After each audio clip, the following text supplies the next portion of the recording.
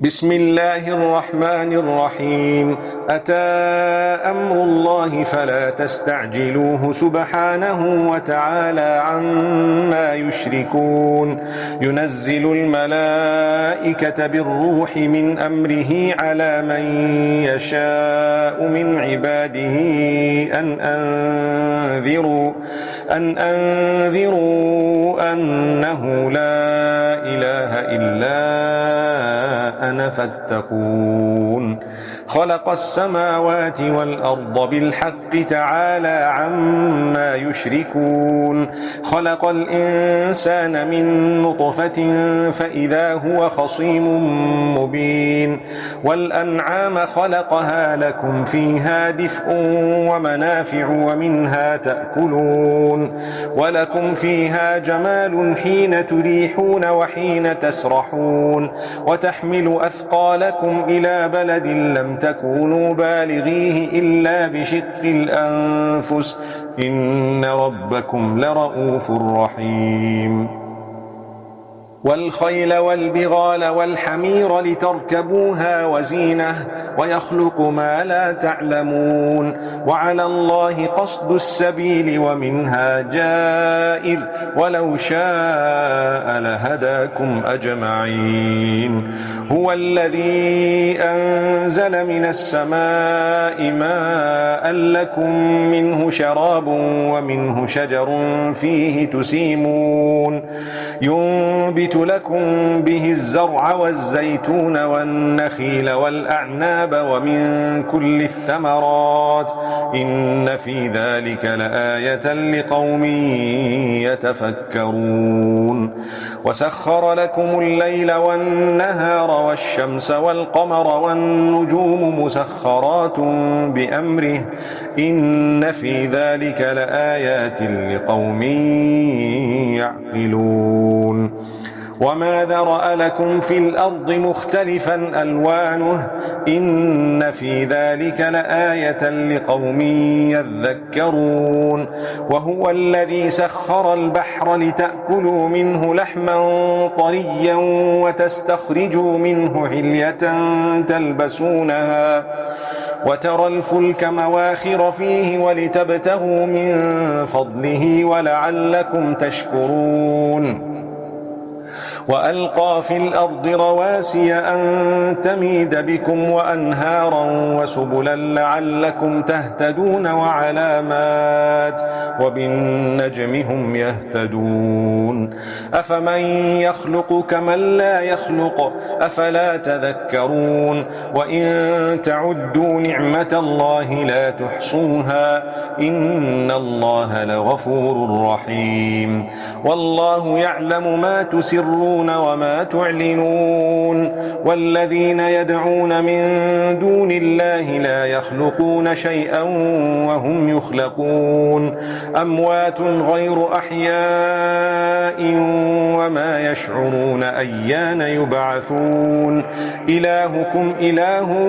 واحد فالذين لا يؤمنون بالآخرة قلوبهم منكرة وهم مستكبرون. لا جرم أن الله يعلم ما يسرون وما يعلنون إنه لا يحب المستكبرين. وإذا قيل لهم ماذا أنزل ربكم قالوا أساطير الأولين ليحملوا أوزارهم كاملة يوم القيامة ومن أوزار الذين يضلونهم بغير علم ألا ساء ما يزرون. قد مكر الذين من قبلهم فأتى الله بنيانهم من القواعد فخر عليهم السقف من فوقهم وأتاهم العذاب من حيث لا يشعرون. ثم يوم القيامة يخزيهم ويقول أين شركائي الذين كنتم تشاقون فيهم قال الذين أوتوا العلم إن الخزي اليوم والسوء على الكافرين. الذين تتوفاهم الملائكة ظالمي أنفسهم فألقوا السلم ما كنا نعمل من سوء بلى إن الله عليم بما كنتم تعملون فادخلوا أبواب جهنم خالدين فيها فلبئس مثوى المتكبرين وقيل للذين اتقوا ماذا أنزل ربكم قالوا خيرا للذين أحسنوا في هذه الدنيا حسنة ولدار الآخرة خير ولنعم دار المتقين جنات عدن يدخلونها تجري من تحتها الأنهار لهم فيها ما يشاءون كذلك يجزي الله المتقين الذين تتوفاهم الملائكة طيبين يقولون سلام عليكم ادخلوا الجنة بما كنتم تعملون هل ينظرون إلا أن تأتيهم الملائكة أو يأتي أمر ربك كذلك فعل الذين من قبلهم وما ظلمهم الله ولكن كانوا أنفسهم يظلمون فأصابهم سيئات ما عملوا وحاق بهم ما كانوا به يستهزئون وقال الذين أشركوا لو شاء الله ما عبدنا من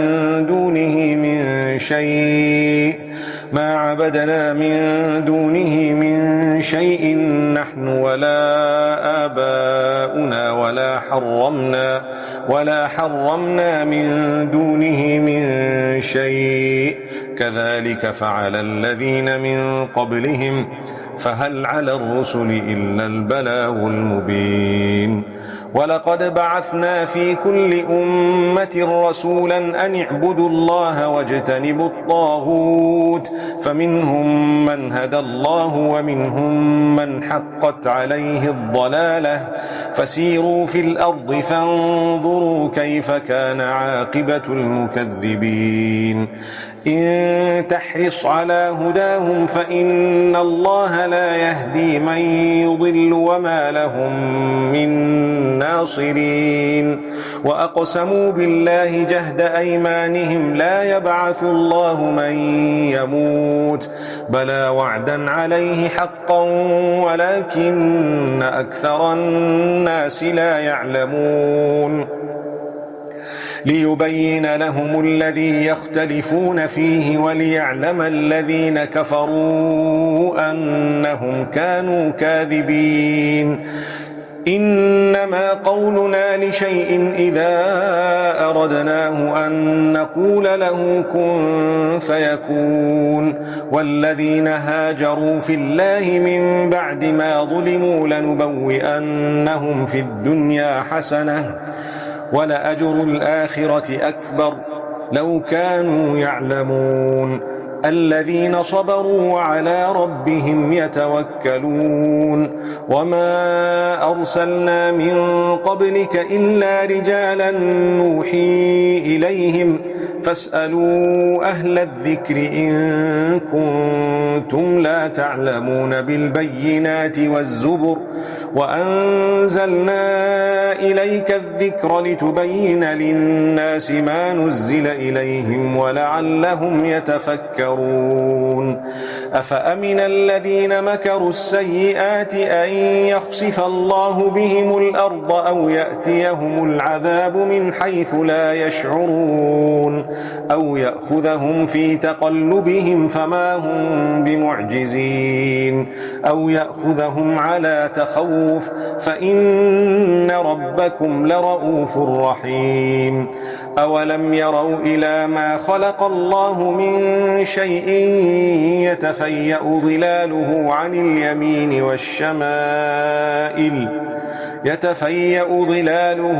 اليمين والشمائل سجدا لله وهم داخرون ولله يسجد ما في السماوات وما في الأرض من دابة والملائكة وهم لا يستكبرون يخافون ربهم من فوقهم ويفعلون ما يؤمرون. وقال الله لا تتخذوا إلهين اثنين إنما هو إله واحد فإياي فارهبون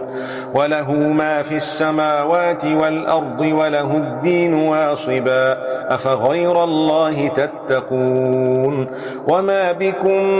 من نعمة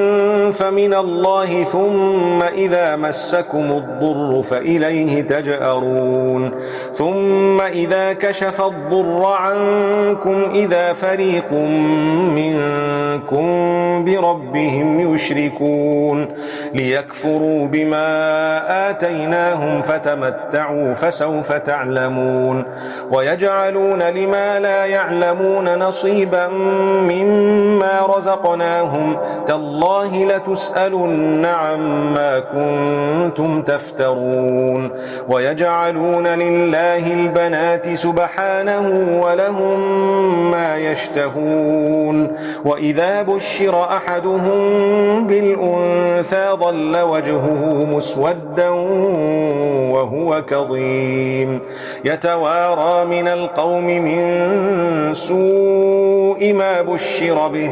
أيمسكه على هون أم يدسه في التراب ألا ساء ما يحكمون للذين لا يؤمنون بالآخرة مثل السوء ولله المثل الأعلى وهو العزيز الحكيم ولو يؤاخذ الله الناس بظلمهم ما ترك عليها من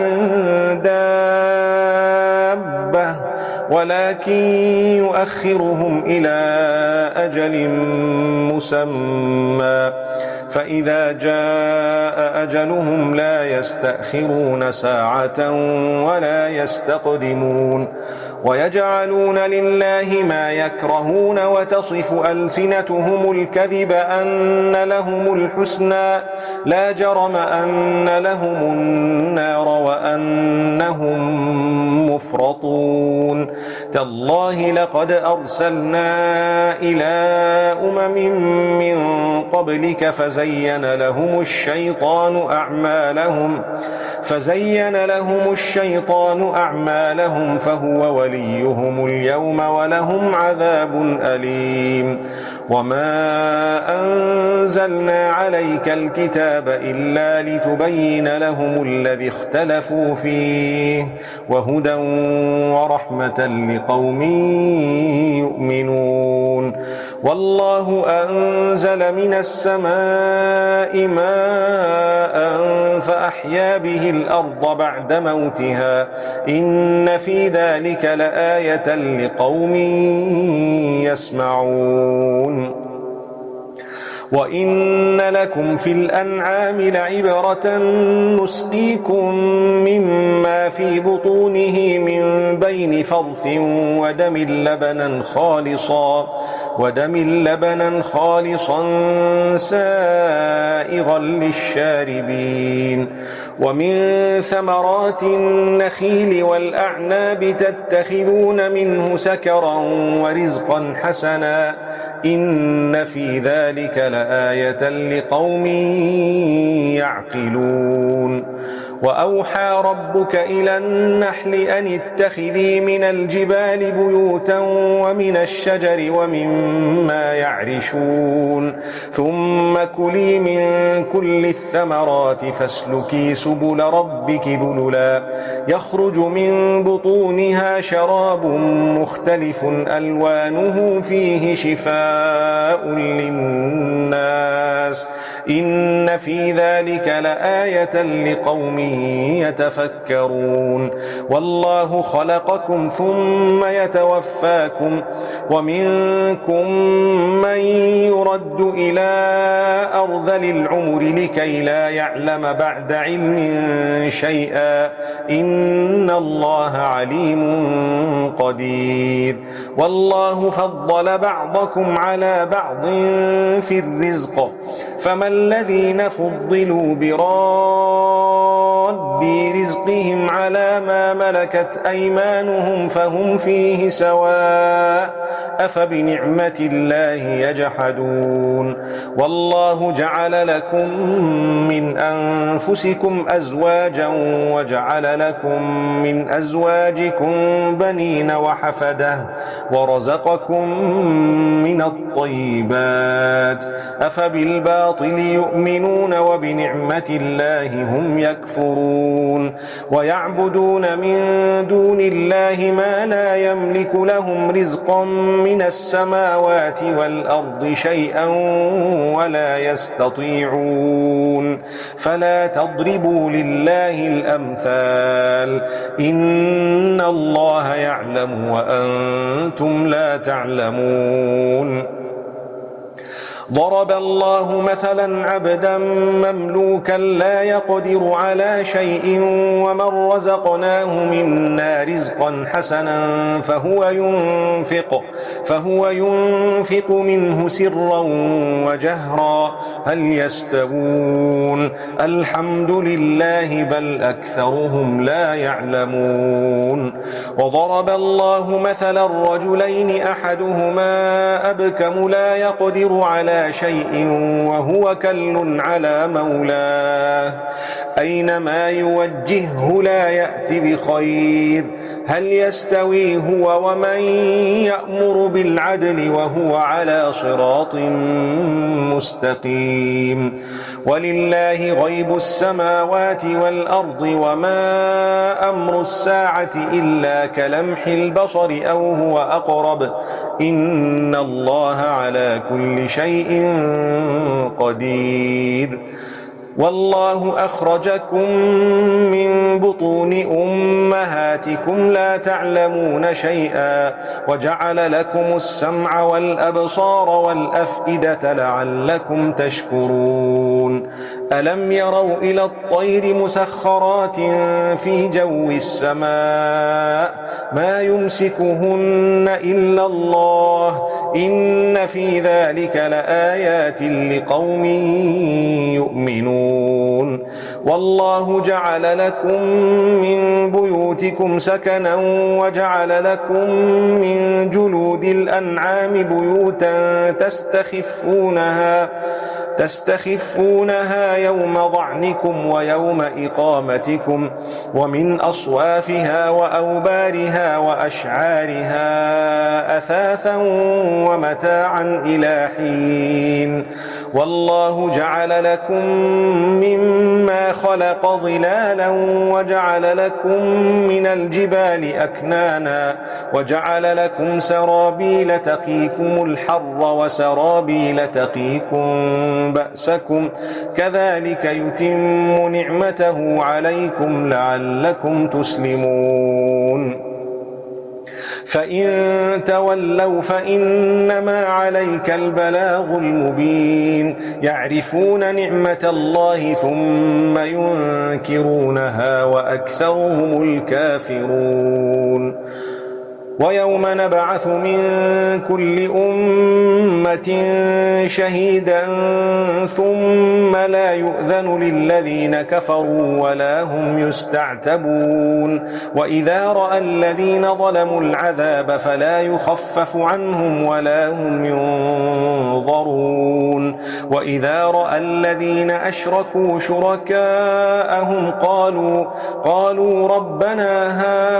هؤلاء شركاؤنا الذين كنا ندعو من دونك فألقوا إليهم القول إنكم لكاذبون وألقوا إلى الله يومئذ السلم وضل عنهم ما كانوا يفترون الذين كفروا وصدوا عن سبيل الله زدناهم عذابا فوق العذاب بما كانوا يفسدون ويوم نبعث في كل أمة شهيدا عليهم من أنفسهم وجئنا بك شهيدا على هؤلاء ونزلنا عليك الكتاب بيانا لكل شيء وهدى ورحمة وبشرى للمسلمين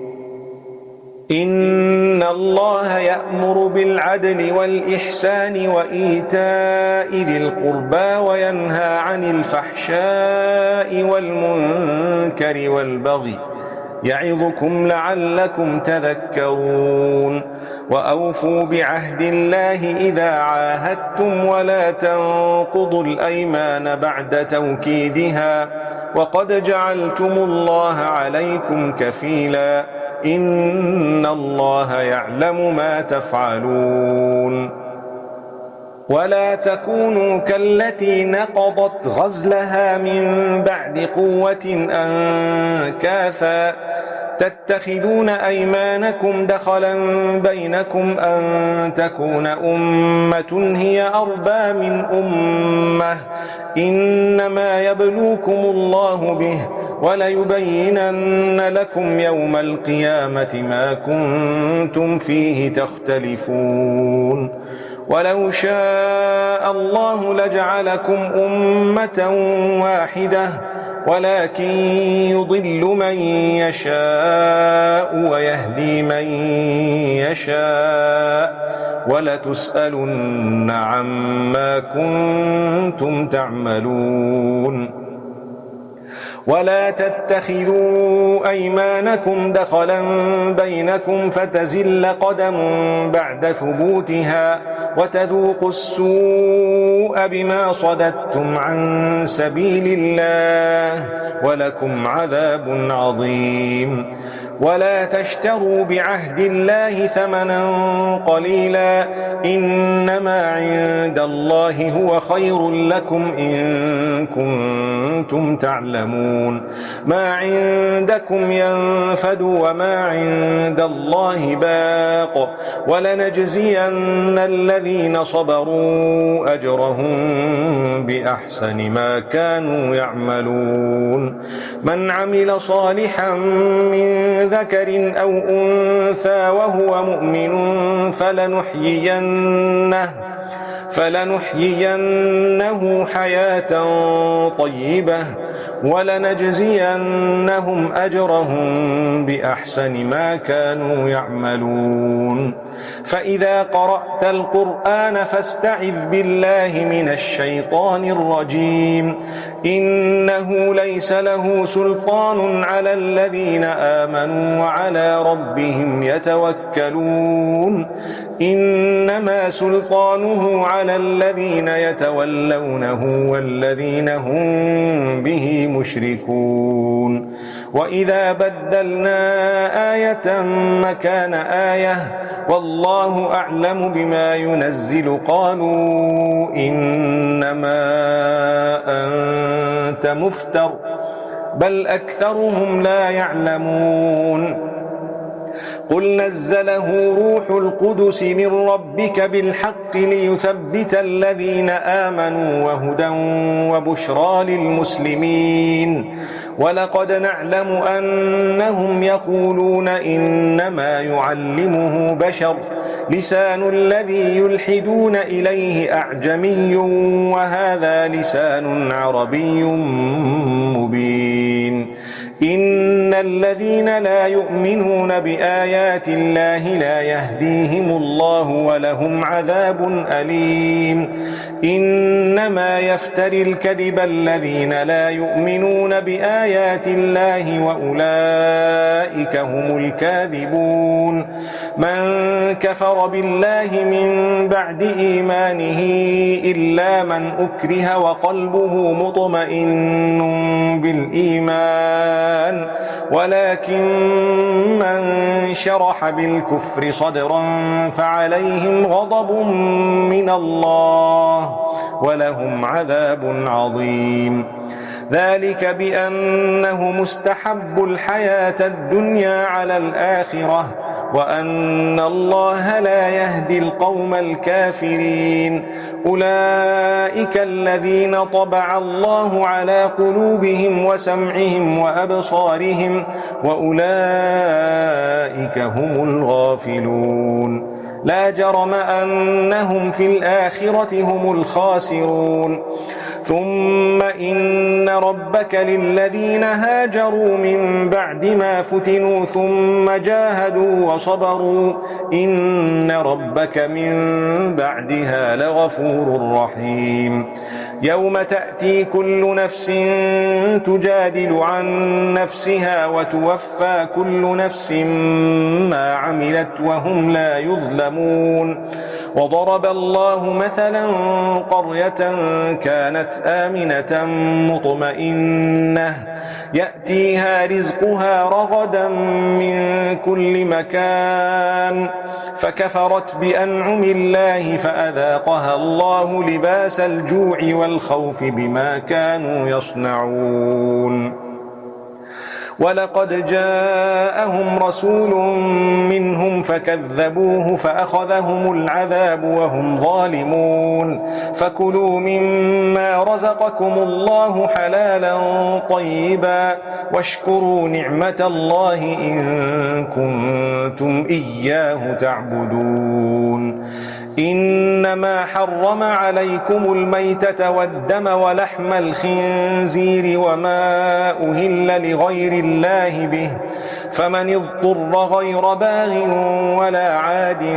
فإن الله غفور رحيم ولا تقولوا لما تصف ألسنتكم الكذب هذا حلال وهذا حرام لتفتروا على الله الكذب إن الذين يفترون على الله الكذب لا يفلحون متاع قليل ولهم عذاب أليم وعلى الذين هادوا حرمنا ما قصصنا عليك من قبل وما ظلمناهم ولكن كانوا أنفسهم يظلمون ثم إن ربك للذين عملوا السوء بجهالة ثم تابوا من بعد ذلك وأصلحوا إن ربك من بعدها لغفور رحيم إن إبراهيم كان أمة قانتا لله حنيفا ولم يك من المشركين شاكرا لأنعمه اجتباه وهداه إلى صراط مستقيم وآتيناه في الدنيا حسنة وإنه في الآخرة لمن الصالحين ثم أوحينا إليك أن اتبع ملة إبراهيم حنيفا وما كان من المشركين إنما جعل السبت على الذين اختلفوا فيه وإن ربك ليحكم بينهم يوم القيامة فيما كانوا فيه يختلفون ادع إلى سبيل ربك بالحكمة والموعظة الحسنة وجادلهم بالتي هي أحسن إن ربك هو أعلم بمن ضل عن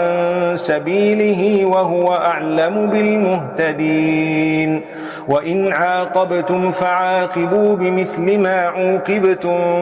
به ولئن